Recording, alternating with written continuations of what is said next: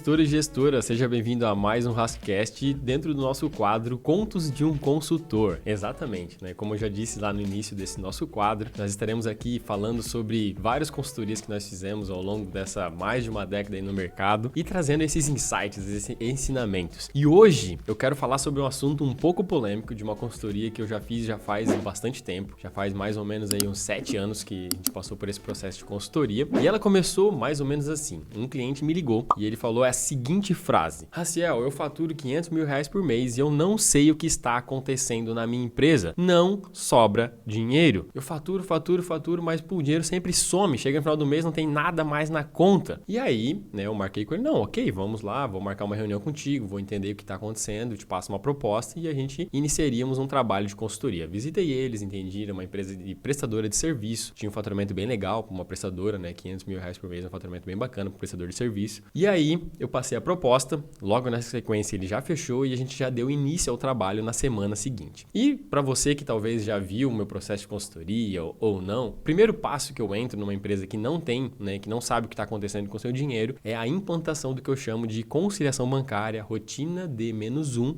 onde todos os dias a gente alimenta, né, aquilo que aconteceu no dia anterior financeiro da empresa, todas as entradas, todas as saídas, para saber aonde está indo o dinheiro, né? Já que o questionamento dele é, tenho faturamento, mas não me sobra dinheiro, nós precisaríamos entender o que está acontecendo com esse dinheiro. Então nós implantamos, né, o fluxo de caixa com essa conciliação e começamos a controlar. Como eles não tinham nada de controle, não tinham nenhum tipo de gestão financeira, não tinham um sistema, não tinham nada, a gente levou um tempo até identificar as informações, que eu tive que passar a primeira semana ensinando, né, a parte do financeiro da empresa dele a fazer a conciliação, a classificação de contas, plano de contas, saber o que é uma despesa, o que é o custo e tal. Então, todos os dias eu ia lá, ensinava, classificava com ele e fazia os lançamentos. E fomos indo.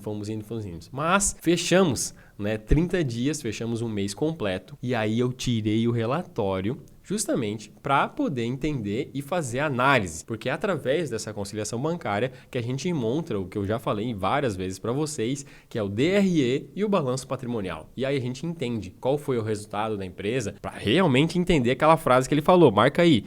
Tenho faturamento, mas não me sobra dinheiro. Então, teoricamente, na cabeça dele, ele estava tendo prejuízo, certo? E a primeira coisa que eu identifiquei, né, quando a gente montou o demonstrativo de resultado através do controle rigoroso das informações, era que a empresa estava tendo lucro. Realmente, a empresa estava tendo um lucro muito bom para o ramo que ele atuava, né? O ramo que ele tinha, então ele estava tendo um lucro bem bacana dentro da estatística média que é, porque o segmento dele então dá uma lucratividade próxima da casa dos 7%, e ele estava tendo mais ou menos quase 10% de lucro. Arredondando as contas aqui, ele tinha mais ou menos R$50 mil de lucro por mês. Só que tinha uma segunda saída de dinheiro abaixo do lucro que chamava-se Prolabore, retirada dos sócios da empresa. E essa retirada dos sócios da empresa estavam totalizando mais de R$70 mil.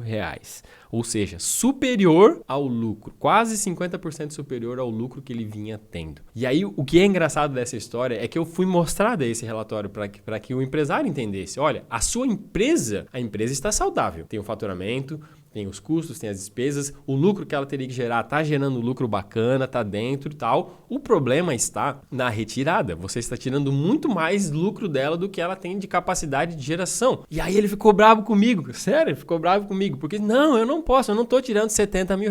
E como a gente faz a conciliação bancária, nós tínhamos número por número explodido. Daí eu falei, não, cara, tranquilo, fica calmo. Vamos pegar o relatório aqui e você dá uma olhada. Pode ser que o teu financeiro se equivocou em algum lançamento e tal, mas está aqui. E a gente começou a olhar número por número. E aí tinha faculdade de um filho, faculdade de outro filho, escola de outro filho, a prestação de um carro, prestação de outro carro, prestação de um apartamento, prestação de um sítio, blá, blá, blá. Um monte de pequenas contas que ele vinha, pagava, né, que ele botava para dentro da empresa para a empresa pagar, e ele não tinha a percepção de que o salário que ele tirava, que é o famoso Prolabore, estava em R$70 mil porque ia saindo pingado. E o ensinamento que eu quero deixar nesse conto de consultor é justamente esse. Você como gestor do seu negócio, precisa definir um salário, um prolabore, um valor que você vai ter pelo seu serviço desempenhado dentro da empresa, como a sua remuneração. E de tempos em tempos você faz o demonstrativo e entende, a empresa teve lucro, gerou caixa, está sobrando, vou fazer mais uma retirada, porque a empresa é sua, tá certo? Você tem direito de pegar, o dinheiro é seu,